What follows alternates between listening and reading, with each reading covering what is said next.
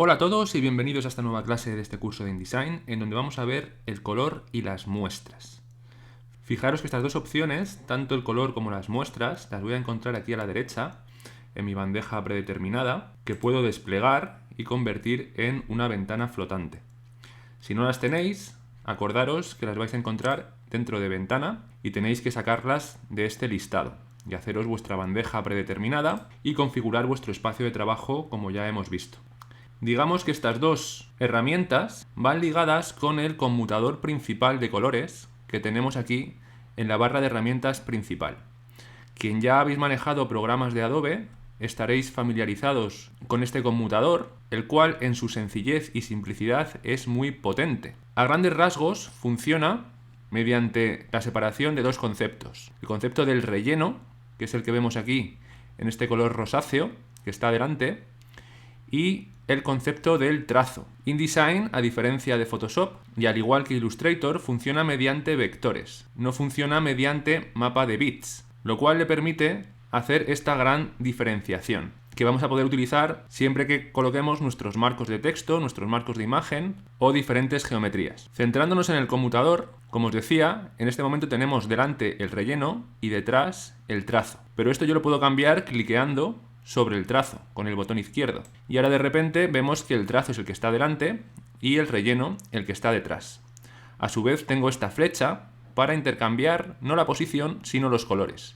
Si hago un clic, vemos que el color que estaba detrás, ese rosa, ha pasado adelante al trazo y el negro que ocupaba el trazo ahora está detrás en el relleno. Como no tengo nada seleccionado, estos cambios no están afectando a ninguna geometría. Pero si yo, por ejemplo, selecciono este rectángulo, vemos que una vez seleccionado el conmutador ha cogido sus colores y me está diciendo que el trazo no tiene asignado ningún color, que es lo que significa esta línea, y que el relleno tiene asignado este rosa. Como veíamos, si yo pulso, por ejemplo, la flecha de intercambiar colores, ahora ha cambiado y el trazo es el que tiene el rosa y el relleno es el que no tiene asignado ningún color. También es útil este botoncito que vemos aquí abajo, que me dice que es relleno y trazo por defecto. Si yo lo pulso, me va a ir siempre a la opción de negro para el trazo y nada para el relleno. Esta herramienta os podéis imaginar que puede ser útil para ir más rápido.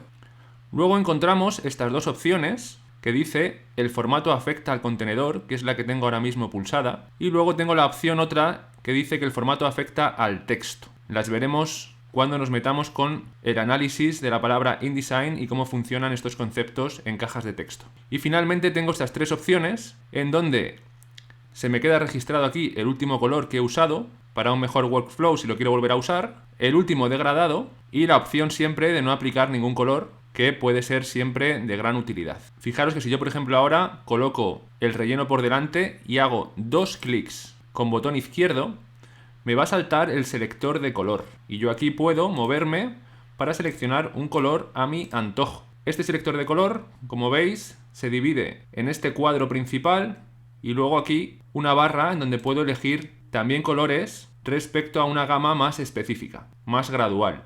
El color que haya elegido lo veo representado en esta parte superior y a su vez este mismo color viene registrado en sus diferentes modos de color con sus respectivos valores. En RGB, este color tiene asignados los valores 204, 155, 222, en Lab estos valores y en CMYK estos valores.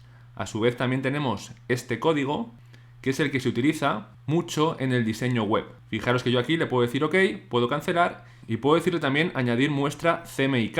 Vamos a decírselo. Le digo también que OK, el color pasa a ser seleccionado en mi conmutador principal y si me voy a muestras, vemos que ese color ha sido registrado dos veces porque lo he pulsado el botón dos veces. Esta paleta de muestras lo que va a hacer es como, digamos, ser o actuar como la paleta de un pintor, en donde yo tengo mis colores favoritos que con un pincel mojaría para pintar mi cuadro. Pues yo aquí tengo mis colores favoritos que voy a seleccionar para utilizar de manera más rápida y sencilla. Si analizamos esta ventana flotante, vemos que funciona con la misma lógica que el conmutador principal. Tenemos aquí arriba una réplica en miniatura de ese mismo conmutador que sigue las mismas reglas. Tenemos también las opciones de que el formato afecta al contenedor y al texto. Luego tenemos un matiz, en donde si os fijáis, vamos a ir restándole saturación al color hasta convertirlo en un blanco puro. Si lo dejamos al 100%, el color tiene la saturación que habíamos elegido en un principio. Tenemos aquí unos colores registrados de manera automática,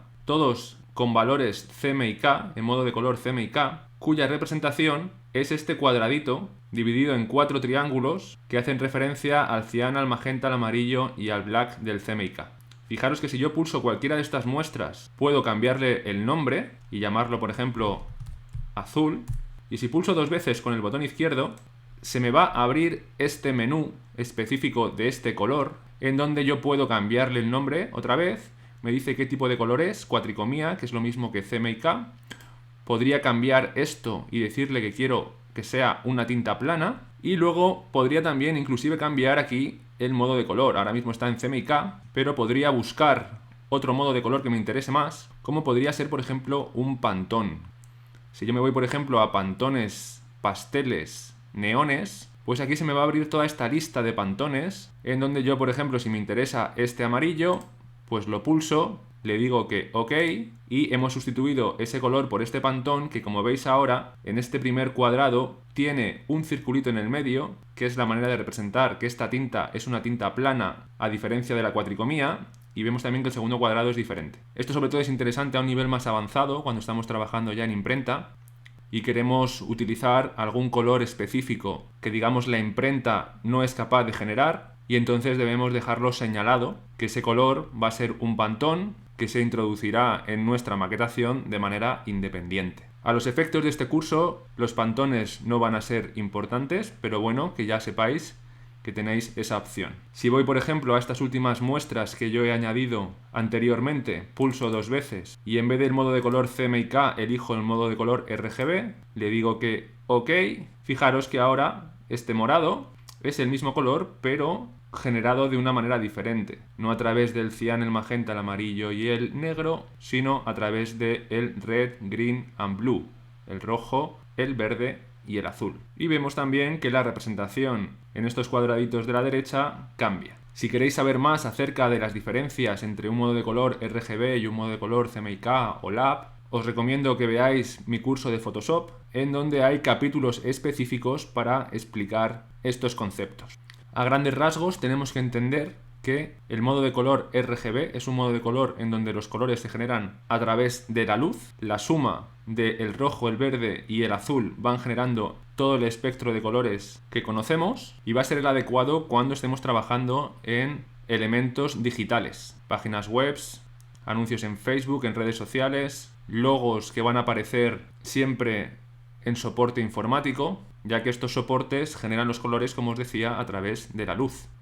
En cambio, el CMYK o cuatricomía será el modo de color apropiado para cuando queramos que nuestros diseños acaben impresos en papel, vayan a ser mandados a una imprenta, y entonces los colores se materializan en base a las tintas que usan las impresoras. Bien, hecha esta importante diferenciación, sigamos con nuestro panel de muestras, en donde, por ejemplo, si queremos eliminar esta última muestra ya que está repetida, o vamos a eliminar, por ejemplo, esta que es CMYK y tenemos más, nos iríamos a la papelera, confirmamos y la borramos. Si queremos crear una muestra nueva, podríamos darle a este botón. Si queremos crear grupos, tenemos esta opción, y aquí diferentes vistas de esas mismas muestras. Vamos a elegir este morado y nos vamos a ir entonces al panel de color. Si yo hago un clic, vemos que aquí, una vez más, tenemos un panel en donde se representa en miniatura el conmutador principal, este de aquí de la izquierda, que ya hemos visto cómo funciona. Es exactamente lo mismo, pero un poquito más pequeño,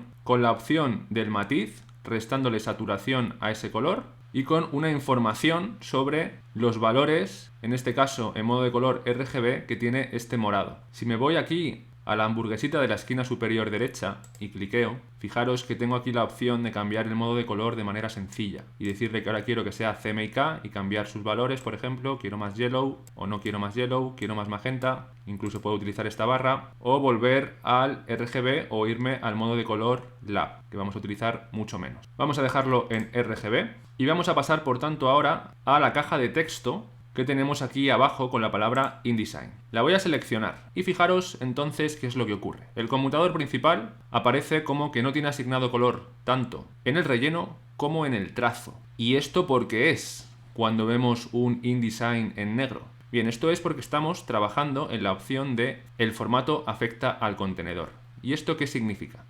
Pues significa una cosa muy importante en InDesign que no tiene, por ejemplo, Illustrator, y por supuesto ni hablar de que no lo tiene Photoshop, y es que en InDesign, para nuestra felicidad y nuestra comodidad, las cajas de texto se pueden separar entre lo que es la caja en sí misma, el contenedor que llama aquí, y el propio texto. Es decir, cuando esta opción está marcada, los colores que asignemos al conmutador hacen referencia a la caja en sí misma, no al texto. El texto es lo que podremos cambiar si nos colocamos en la opción de el formato afecta al texto. Entonces sí vemos que ha cambiado los colores y tenemos un relleno en negro y un trazo sin color. De tal manera que si yo ahora pincho 2 veces sobre el relleno de texto y cambio su color, pues vemos que efectivamente ahora lo tenemos en azul. Estos cambios de color también los puedo hacer con mi paleta de color, en mi ventana flotante, ir asignando diferentes colores, y si encontrara uno que me gusta, podría irme a muestras y guardarlo. ¿Cómo? Como hemos visto antes, pulsando 2 veces aquí y decirle añadir muestra CMYK y ya aparece aquí, le digo que OK. O también podría simplemente pulsar con botón izquierdo y arrastrar hasta la parte baja de mi paleta. Y ahí lo tendría de nuevo, con un número 2 porque está repetido.